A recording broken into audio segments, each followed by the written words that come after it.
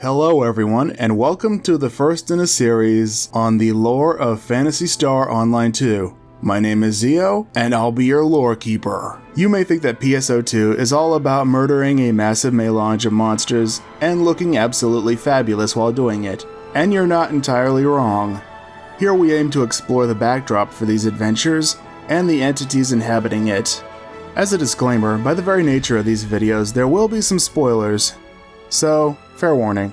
To start things off, we'll be taking a look at our home in deep space, the Oracle Fleet, and our group of spacefaring scientists turned false-spawn exterminators, ARKS. So, what does ARKS stand for, you might ask? ARKS stands for Artificial Relict to Keep Species.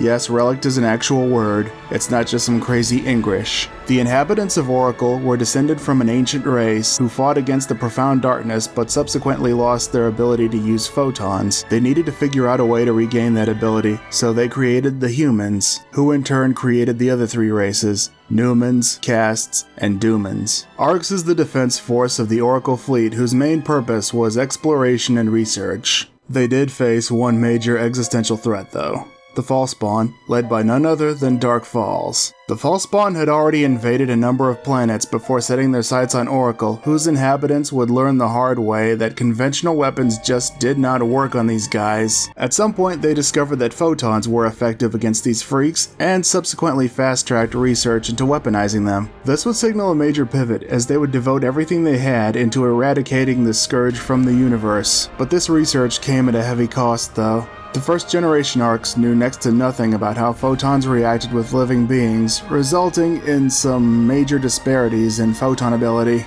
On the one hand, you had those with none at all, and on the other hand, you had those whose natural bodies couldn't stand the strain, so they had to be converted into castes. Yet, in spite of these shortcomings, they still managed to repel Dark Falls Elder and seal up his essence on the planet Nefarious, ending an event that would come to be known as the Elder War. But this cost them dearly, and they would need to reorganize once again, putting the three greatest heroes of the Elder War at the helm. Advances in photon research birthed the second generation of ARKS, but due to their inability to manipulate photons flexibly, they were locked into a single class. It was at this point that ARKS realized they needed a new governing body, so the trio of heroes alongside three of ARKS' best and brightest formed the Council of Six. Now we come to the third and current generation of ARKS. Thanks to even greater strides in photon research, all the limitations from the previous generations had all but become a thing of the past. Now let's take a look at the power structure. Just like with any other military organization, ARKS has its own distinct branches, and initially there were three.